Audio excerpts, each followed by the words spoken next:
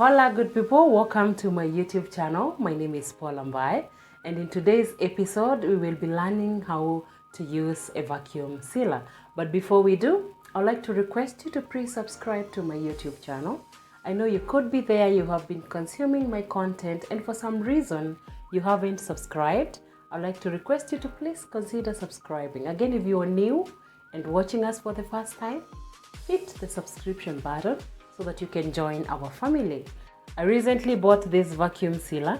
It's a cheap Chinese made machine. I bought it online for about 2,000 Kenyan shillings, which is equivalent to about $20. I must say it's not the most powerful one, but to get started in this vacuum world, I think it works pretty well. It works fairly well for home use. And of course, after I get the hang of it, I will definitely upgrade. And so, what are the advantages of a sealer machine? It maintains freshness for longer by removing oxygen that causes chemical reactions.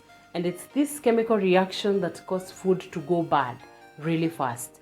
It also prevents bacteria buildup, which also makes the food go bad very quickly. And then another advantage of a vacuum sealer is that it protects food from freezer burn. Freezer burn is where the food loses moisture and it gets dry, it discolors, and eventually loses taste. I know you have seen food that has been stored in the freezer for long, especially chicken, meat, fish. You find out that this food with time loses taste. It doesn't seem as fresh as it was when you stored it there. And lastly, it also helps in stacking. It helps in stacking food when it comes to storage in your freezer or your pantry. Then you're able to store a lot in a very small space. The list is endless. So we have two kinds of storage bags.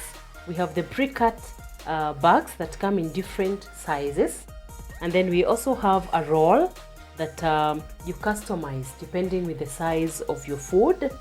And one thing I would like to tell you is that when buying these bags, always ensure that you buy one side is a bit textured, and this helps to remove any excess air once you collapse the bag at the time of vacuum sealing. So this is how you prepare the bag for storage. You pull it like this to the size you want. This is how you measure the size you want. Like for our chicken, we want that size. Yeah, so once it's there, you're going to cut.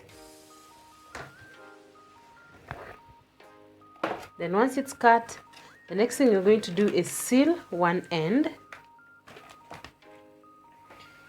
Bring in our machine here and seal one end.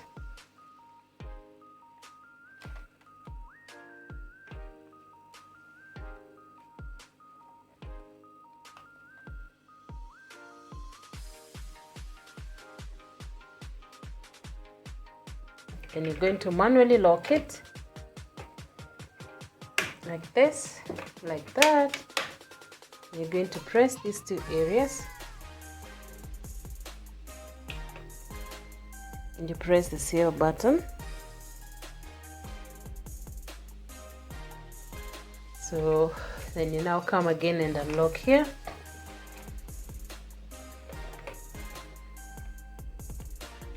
And one end has already sealed. Now, like you can see now, this side is completely sealed. One end is completely sealed to ensure that no air can come in.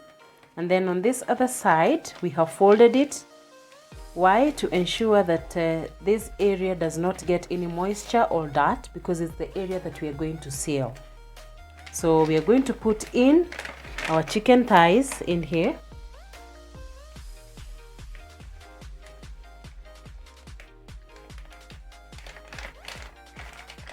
Like this.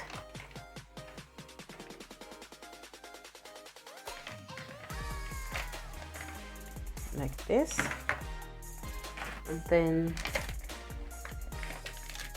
make sure this area does not touch any dirt or moisture. And it is at this point that we are going to vacuum seal our bag ready for storage. So once you put this in here, you have to ensure that it lies in between here, and you have to also make sure the rough, or rather the textured side, is at the bottom, and you ensure it lies in here. It doesn't go beyond, because this is the area that sucks all the air. It's a very sensitive step.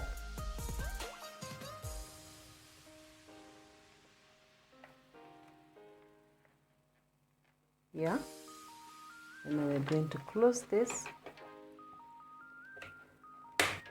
Manually lock your machine. Sure you apply pressure here. Then you're going to vacuum and seal. See what happens.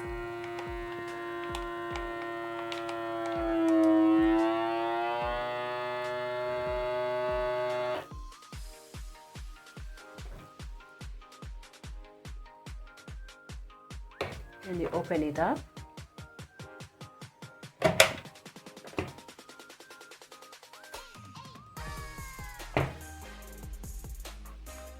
And there you go.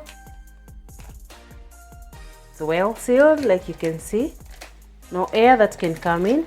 There is no air in, or the air has been removed. And now this can go even for 6 months. And once you cook it fresh, just like it has been freshly made.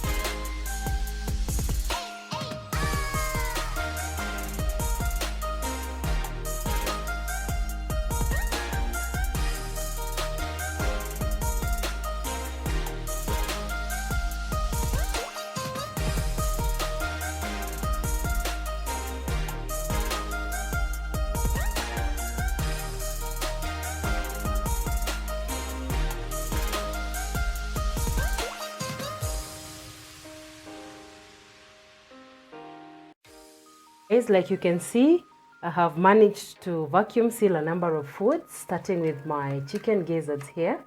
Then we have the chicken thighs, we have some boiled beans here, slightly overcooked but pretty okay. Then we have some githeri here. Githeri is a mix of maize and beans. And then we also have some kingfish here, and of course some beef chunks.